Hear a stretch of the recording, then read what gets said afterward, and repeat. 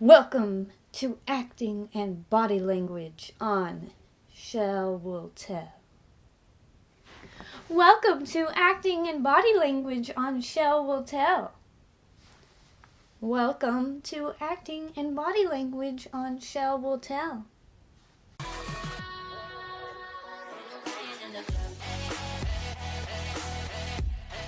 So, what did you notice about the different ways that I said welcome to acting and body language on Shell Will Tell? Well, not only my tone of voice, that's a whole nother thing to talk about, but how I presented my body. The thing about body language is that it's about 90% of communication between each other. So that's why there's so many YouTube channels out there that talk about body language. You know, the ones that try to tell that someone's lying or not, or try to tell if someone's trying to hide a secret, or you know how they dissect people's movements and the way their eyes go and how they shift in position? Well, guess what we have to do with acting? So, let's say that I am uncomfortable in a situation.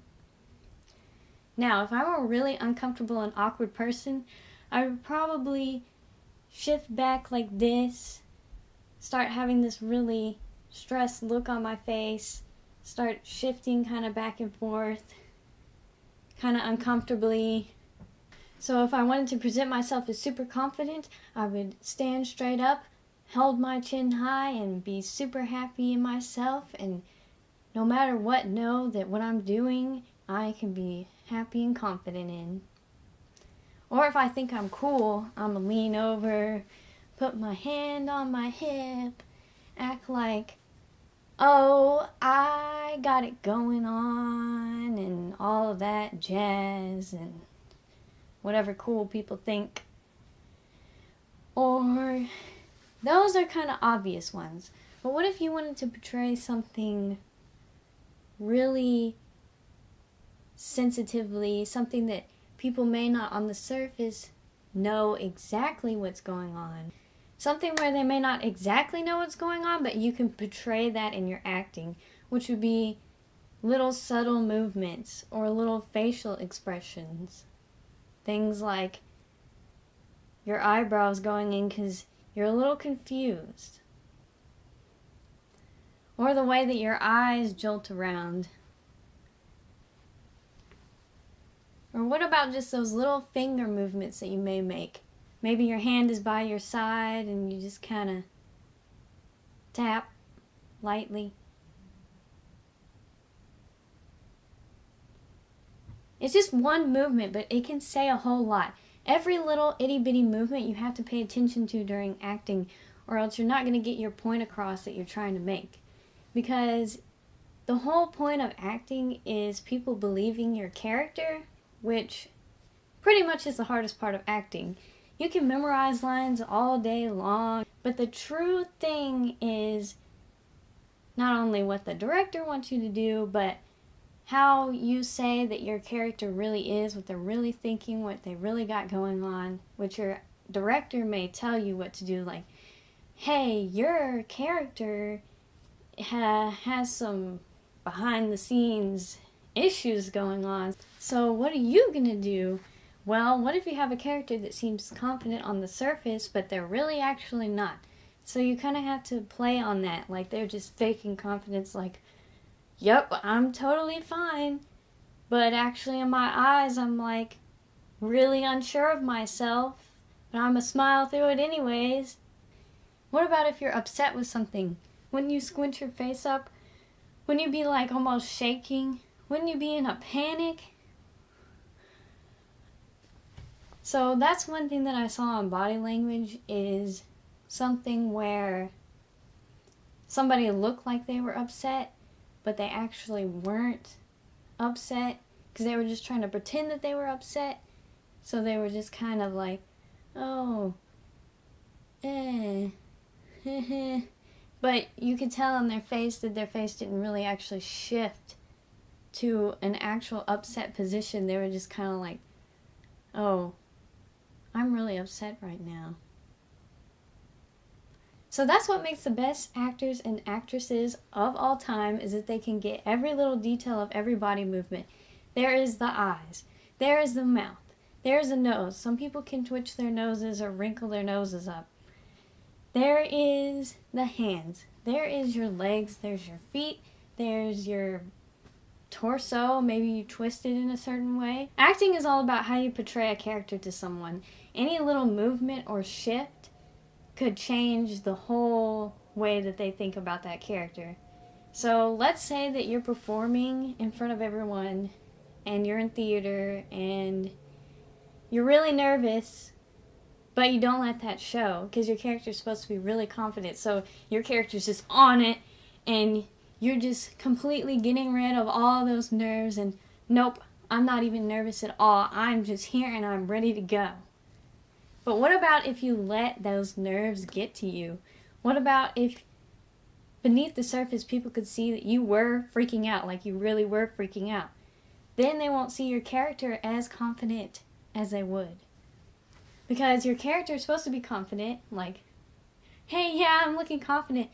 But then really they can see that you kind of shifting, you kind of shaking. Let's say that your character is supposed to be really nervous all the time.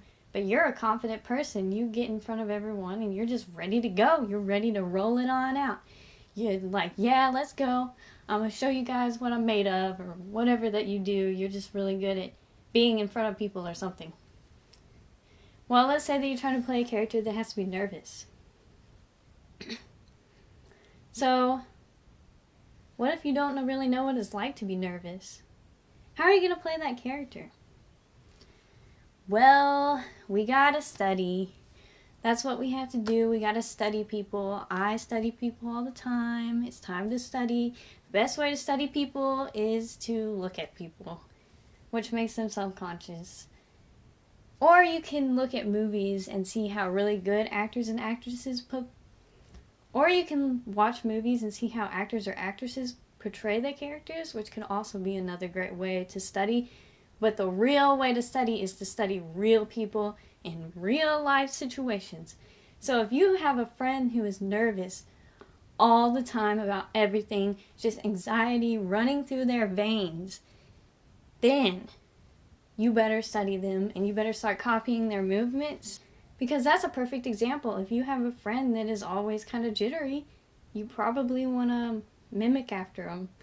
Like, oh, they're always kind of on edge all the time. Kind of have just like, oh my goodness, everything's going to fall down around me.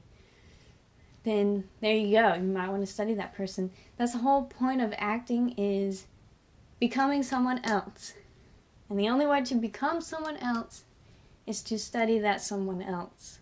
The real thing that got me into it is that I study people all the time because of my writing. I would sit around and, wow, look at these people, how they move, how they act, what they say. So I put that in my dialogue and put, oh, they shifted this way. Sometimes in the writing, it will give you cues. It will say, shifts nervously or something like that, and it will help you out. But you got to find the way that it flows. You got to find the way that shifts nervously is going to go correctly. Are you going to shift nervously like this? Are you going to shift nervously like this? Are you going to shift nervously like this? Are you going to shift nervously like this? Or let's say that you're in the middle of a scene where you have to start like breaking down crying almost or something.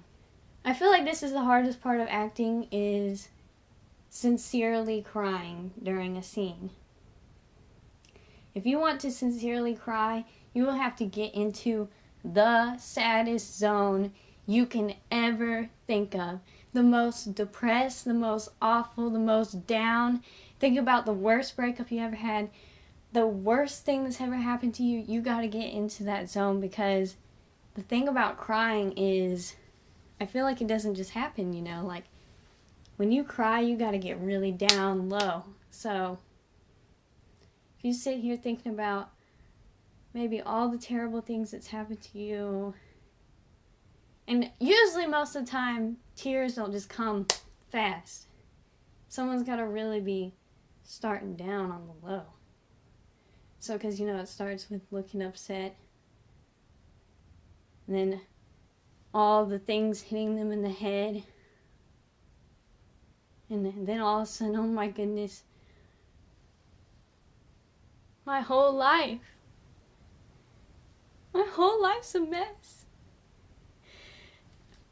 And I can't bring myself to just be correct, and I can't bring myself to be happy, and everything's just falling down right now.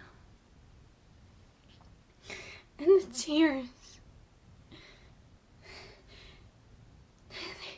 they bring me down. And so if you seriously want real tears coming out of your eyeballs,